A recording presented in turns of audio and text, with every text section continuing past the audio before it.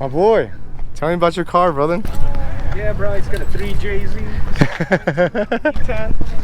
Nice. It's bone stock. Is it really? I mean, it can't be. It can't be. It's just an exhaust. Yeah, exhaust, some Swiss spring. Do you have like headers on it or anything like that? No? My neighbor's gonna kill me. Yeah? Dude, that thing's badass, bro. Thanks, bro. It's pretty plain looking.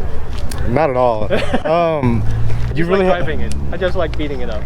You really have nothing done to it, like as far as headers and bolt on? No headers. It's just RR Racing intake shield, some air oil separator, you know, to keep the oil separated from, you know, the air. I mean, the oil separated from the air when it comes to recirculating it back. Nice. Especially like a dry sump? Yeah. Like you're talking about dry sump? No, I'm talking about like when you're sloshing around the track. There's a lot of condensation built in when the air goes back to the intake chamber. Okay. The AOS separates it so they don't, you know, so they don't go back to intake chamber. Really? Yeah. Okay. That's what keeps your throttle body clean, and it's more like an effectiveness. Yeah. Okay. For sure, man. I'll see you. You're going Tuesday? Whoa, whoa, whoa, whoa, whoa, whoa! Almost hit someone. All right, guys. So I am here, about to pull up to Rad Rides. As you can see, I still have these brakes and they never bedded in properly. They still have the cross hatching. I probably put like 2,000 miles on them, but these are R1 concepts, and I'm gonna get rid of them. I've only put them on like 2.5, 3 weeks ago, but they're trash, complete trash. I'm going back to OEM, and so that will happen, right? So these are the OEM rotors, the 2-piece. I don't know if you guys ever seen them in person. They have these directional vanes. 2-piece, beautiful. They're so much better. Pat, are these the pads over here, brother? Yes. So I'm starting the process of, we just slightly sand the edge, that way so no material actually crosses over into the pad area, causing uneven wear into the rotor. Okay. And stuff like that. So I just hit it with a quick sandpaper just to get the edge down. And then it will be lubed, all the anti-seize? Yeah, no, it's like the anti-vibration pad, like it's like the pad that goes on here on the back. You transfer it from the old one. It's like helps. Yeah, it's like these they're like little backing plates. Crazy, dude. But yeah.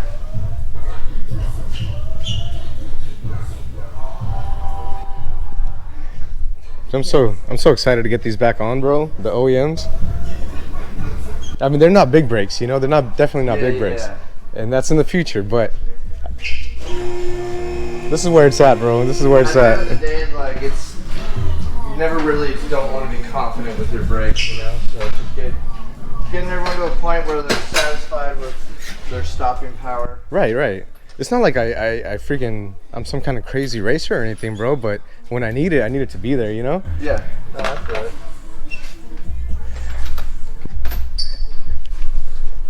Last time we had it on the lift, I realized like this is for cooling, that's for cooling. That's pretty cool, man. Yeah. It's 2 ducts for the brakes, man. I'm super excited, Pat. Yeah, we'll get you going. Hey, let me ask you, is there like a difference? Like what does resurfacing do? Like as far as the rotors? Yeah. So what happens is over time, like the use of the rotor, pretty much you'll start using surface material, so that way you'll start getting an edge here at the end and an edge at the start, and then from there you have a certain rotor thickness as your minimum. So pretty much if you were, say this goes on, you know, like everything's great, it comes down to the time where you need to replace your pads, because your pads will go first before the rotors. Right. Oftentimes people do like just to get the rotors resurfaced so it flattens the rotor back out. But do you actually like lose performance out of it? Not necessarily. You do lose technically material thickness, and again, you do have a minimum you can get. Okay. So when you resurface it, it just gives it a fresh surface, and then, you know, pretty much the next brake job you have to do the rotors with the pads. Okay, so it'll only like be like good for one resurfacing, and then new rotors. It comes down to how much thickness you have. and how that thickness compares to your minimum thickness. Right. So No, things of that nature. because Lexus is offering a special resurface special for like $300 with pads. Yeah. And I was like, dang, had I known that, I would have just resurfaced and then bought new rotors, you know, or whatever, however you do it. So But, it's just more of like, let's see. So see, he doesn't have a lip yet.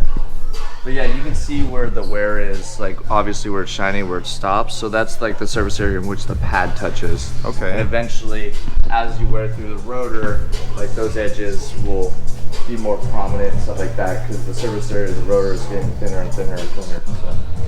Man, But yeah. awesome. Again, it's like a little science.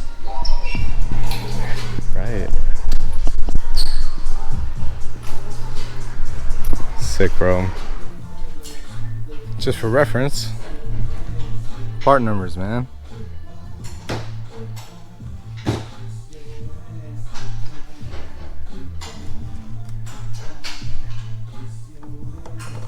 Boom, there you go.